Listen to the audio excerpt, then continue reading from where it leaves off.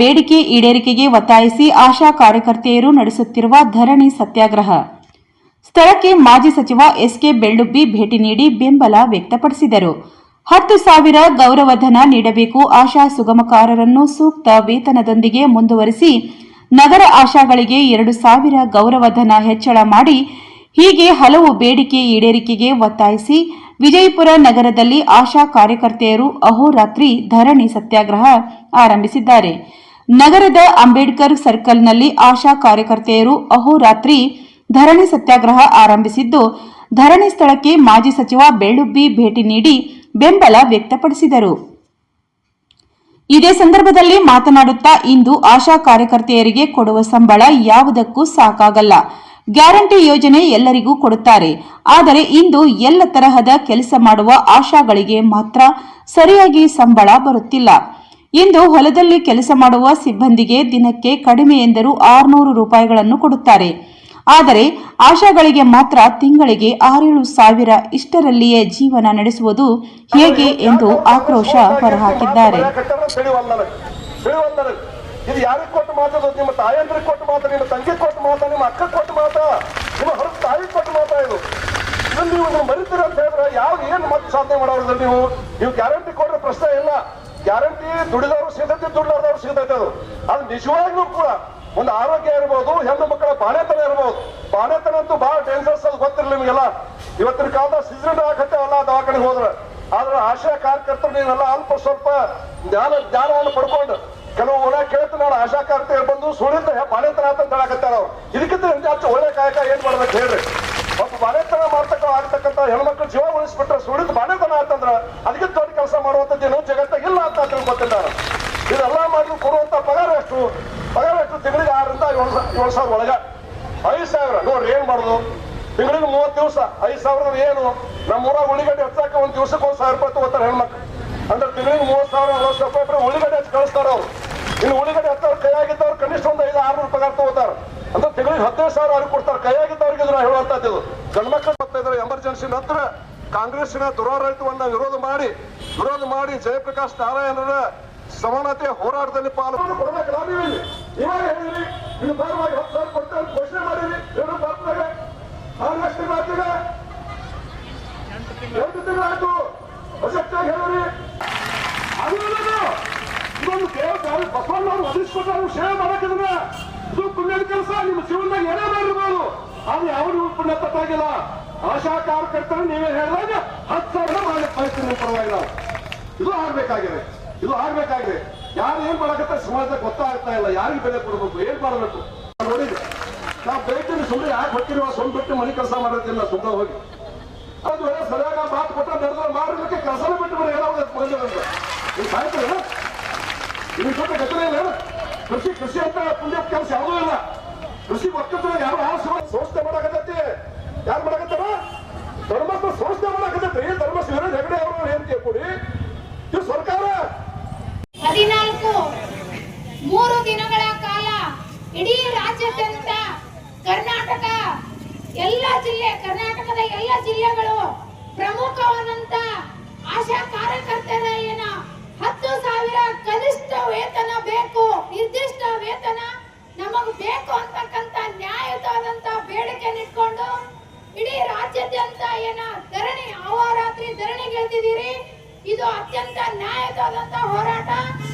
ಈ ಹೋರಾಟಕ್ಕೆ ಅಖಿಲ ಭಾರತ ಮಹಿಳಾ ಸಾಂಸ್ಕೃತಿಕ ಸಂಘಟನೆ ವಿಜಯಪುರ ಜಿಲ್ಲಾ ಸಮಿತಿಯ ಪರವಾಗಿ ತಮಗೆಲ್ಲ ಕೂಡ ಕ್ರಾಂತಿಕಾರಿಗಳ ಅಭಿನಂದನೆಗಳನ್ನ ಹೇಳಕ್ ಇಷ್ಟಪಡ್ತೀನಿ ಸ್ನೇಹಿತರೆ. ನಾನು ನಿನ್ನೆ ಕೂಡ ನಿಮ್ಮ ಹೋರಾಟದಲ್ಲಿದ್ದೆ. ಸುಮಾರು ಜನ ಆಶಾ ಕಾರ್ಯಕರ್ತರು ಮಳೆಯಲ್ಲಿ ದೂರದ ಹಳ್ಳಿಗಳಿಂದ ಇಂಥ ಒಂದು ನಿಮಗೆ ಅನ್ಯಾಯ ಆಗ್ಯದ, ನಮ್ಮ ನ್ಯಾಯಯುತವಾದಂತ ಬೇಡಿಕೆ 10,000 ಈಡೇರಬೇಕು. ಮತ್ತು ಇನ್ನೊಂದು ಕಡೆ ಮೌಲ್ಯಮಾಪನ ಮಾಡ್ತಾ ಇದ್ದಾರ. ಯಾಕಂದ್ರೆ ಆಶಾ ಸಾಫ್ಟ್ ಅನ್ನೋದೇ ನಿಮಗೆ ಸರಿ ಇಲ್ಲ. ಆಶಾ ಸಾಫ್ಟ್ ದಾಖಲಾತಿ ಇವತ್ತು ನೆಟ್ವರ್ಕ್ ಸಮಸ್ಯೆಗಳಿರೋದ್ರಿಂದ ನೀವು ಅದನ್ನ ಆ ಒಂದು ಆಶಾ ಸಾಫ್ಟ್ ಇಟ್ಕೊಂಡು ನಿಮ್ಮ ಮೌಲ್ಯ ಮಾಡಿ ನಿಮ್ಮನ್ನ ಆಶಾ ಸ್ಥಾನದಿಂದ ಕೆಳಗಿಳಿಸಕ್ ಮಾಡ್ತಾ ಇದ್ದಾರ, ತೆಗೆದು ಹಾಕ್ತಾ ಇದ್ದಾರ. ಆ ಬೇಡಿಕೆ ಕೂಡ ಸರಿಯಾದಂತದಿಲ್ಲ. ಇವತ್ತು ಇನ್ನೊಂದು ಬೇಡಿಕೆ ಕೂಡ ನೀವು ನ್ಯಾಯವಾಗಿ ಇಟ್ಕೊಂಡಿದ್ದೀರಿ. ನೀವು ಆಶಾ ವೃತ್ತಿಯಿಂದ ನಿವೃತ್ತಿ ಹೊಂದಿದ ತಕ್ಷಣ ಕೂಡ ನಿಮಗೆ ಇಡಗಂಟು ಕೊಡಬೇಕು.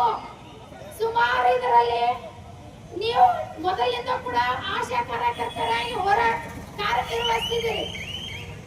17 ವರ್ಷಗಳಿಂದ ಈ ಒಂದು ಹೋರಾಟದಲ್ಲಿ ಕಾರ್ಯನಿರತರಾಗಿದ್ದೀರಿ. ನೀವು ನಿಮ್ಮ ಆಶಾ ಕೆಲಸದಲ್ಲಿ ಮುಂದುವರೆದಿದ್ದೀರಿ. ಬಟ್ ನಿಮಗ ನಿವೃತ್ತಿ ಆದಿಂದ ನಿಮ್ಮದೇ ಆದಂತ ಒಂದು ಇಲಾಖೆಯಿಂದ ಸೇವೆ ಸಲ್ಲಿಸಿ ಹೊರಗೆ ಬಂದಾಗ ನಿಮಗೆ ಇಡಗಂಟು ಕೊಡಬೇಕಾಗಿದ್ದು ಕೂಡ ನ್ಯಾಯಯುತದಂತ ಬೇಡಿಕೆ.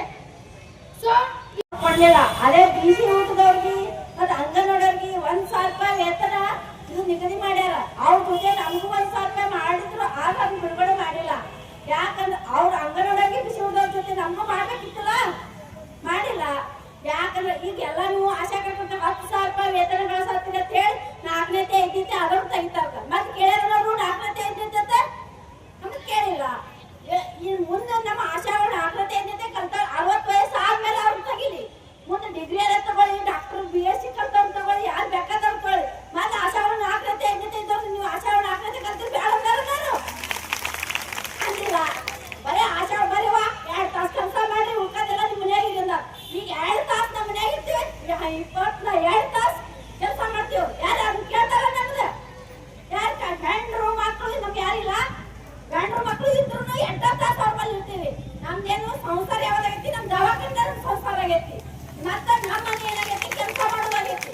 ಅದ್ ಯಾರು ವಿಚಾರಿಸ್ತಾರ? ಇವ್ರು ಮತ್ತೆ ಏನ್ ಮಾಡ್ಬೇಕು? ಆಶಾ ಒಳಗಾಗಬೇಕು. ಏನು ಹಾಕೋಬೇಡ, ಹಾಕಿದ್ರಿಂದ ಆತತಿ, ನಂದೇನು ಆತತಿ ಅಂತ ಕೇಳ್ತೀರಿ. ಎಲ್ಲರೂ ಒಂದಾರಿ ಹೋದ್ರ ಎಲ್ಲರೂ ಕೂಡ ಹೋಗೋದು, ಇದ್ರ ಎಲ್ಲರೂ ಕೂಡ ಇದ್ರು. ಇಲ್ಲಿ 5ನೇತೆ ಕಲ್ತವ್ರು ಅಲ್ಲೇ ಇರುನು, 2nd ಕಲ್ತವ್ರು ಅಲ್ಲೇ ಇರುನು. ಎಲ್ಲ ಆಶಾ ಮನೆ ಕುಂಡ್ರು ಕೆಲಸಕ್ಕೆಲ್ಲ ಕೂಡ ಮಾಡೋದು.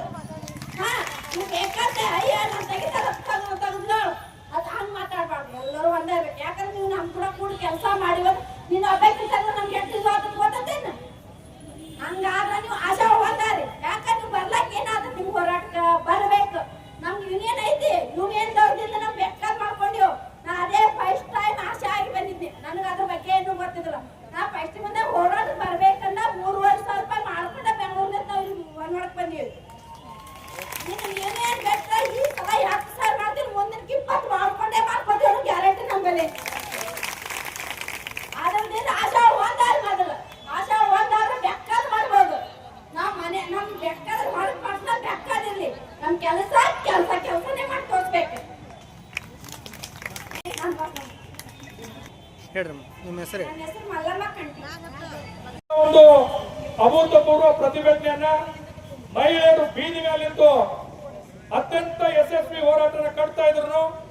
ಇದಕ್ಕೆ ಸಂಬಂಧಪಟ್ಟಂತ ಅಧಿಕಾರಿಗಳಾಗ್ಲಿ ಜನಪ್ರತಿನಿಧಿಗಳಾಗ್ಲಿ ಒಬ್ರು ಬಂದು ಸೌಜನ್ಯಕ್ಕಾದ್ರೂ ಒಂದು ಮನವಿ ಪತ್ರನ ಸ್ವೀಕರಿಸಿಲ್ಲ. ಇದು ಅತ್ಯಂತ ಮಹಿಳಾ ವಿರೋಧಿ ಸರ್ಕಾರ, ಆಶಾ ಕಾರ್ಯಕರ್ತರ ವಿರೋಧ ಸರ್ಕಾರ ಅಂತ ಹೇಳಿ ನಾವು ಸಂಘಟನೆಯಿಂದ ತೀವ್ರವಾಗಿ ವಿರೋಧಿಸ್ತೇವೆ. ಸಮಸ್ತ ಆಶಾ ಕಾರ್ಯಕರ್ತರೇ ಪ್ರತಿಭಟನೆ, ಚಳವಳಿ, ಹೋರಾಟ ಪ್ರತಿಯೊಬ್ಬರ ಹಕ್ಕು. ಕಳೆದ ಜನವರಿ ತಿಂಗಳಲ್ಲಿ ಫ್ರೀಡಂ ಪಾರ್ಕ್ನಲ್ಲಿ 40,000 ಆಶಾ ಕಾರ್ಯಕರ್ತರು ಅಹೋರಾತ್ರಿ ಪ್ರತಿಭಟನಾ ಧರಣಿ ಪ್ರಾರಂಭಿಸಿದಾಗ ಸ್ವತಃ ಈ ನಾಡಿನ ಮುಖ್ಯಮಂತ್ರಿ ಅವರು ಅಧಿಕಾರಿಗಳ ಜೊತೆ ಸಭೆ ಮಾಡಿ ನಮ್ಮ ಮಾರ್ಚ್ ಬಜೆಟ್ ಆದ್ಮೇಲೆ ಏಪ್ರಿಲ್ 1ರಿಂದ ನಿಮಗೆ 10,000 ಗೌರವಧನವನ್ನ ಕೊಟ್ಟೇ ಕೊಡ್ತೇವೆ, ನೋಡ್ದಂಗೆ ನಡೆದೇ ನಡೀತೇವೆ ಅಂತ ಹೇಳಿ ಬಹಳ ದೊಡ್ಡ ಭಾಷಣ ಮಾಡಿದ್ರು, ಆಶ್ವಾಸನೆ ಕೊಟ್ಟಿದ್ರು. ಇವತ್ತು ಆಗಸ್ಟ್ ತಿಂಗಳ ಇಲ್ಲಿವರೆಗೂ ಒಂದೇ ₹1 ಕೊಟ್ಟಿಲ್ಲ, ಗೌರವಧನ ಹೆಚ್ಚಳ ಮಾಡಿಲ್ಲ. ಇಂಥ ನುಡಿದಂತೆ ನಡೆದಿರ್ತಕ್ಕಂಥ ಸರ್ಕಾರದ ವಿರುದ್ಧ ಬಹಳ ಅಭೂತಪೂರ್ವ ಈ ಅಹೋರಾತ್ರಿ ಹೋರಾಟನ ಮುಂದುವರಿಸ್ತೇವೆ. ಈ ಪ್ರತಿಭಟನಾ ಧರಣಿಯನ್ನು ಉದ್ದೇಶಿಸಿ ಆಲ್ ಇಂಡಿಯಾ ಮಹಿಳಾ ಸಾಂಸ್ಕೃತಿಕ ಸಂಘಟನೆ ಬಿಜಾಪುರ ಜಿಲ್ಲಾ ಕಾರ್ಯದರ್ಶಿಗಳಂತ ಶಿವಬಾಳಮ್ಮ ಅವರು ಮಾತಾಡಬೇಕು ಅಂತೇಳಿ ಆಶಾ ಸಂಘಟನಾ ಪರವಾಗಿ ಕೇಳ್ಕೊತಾರೆ.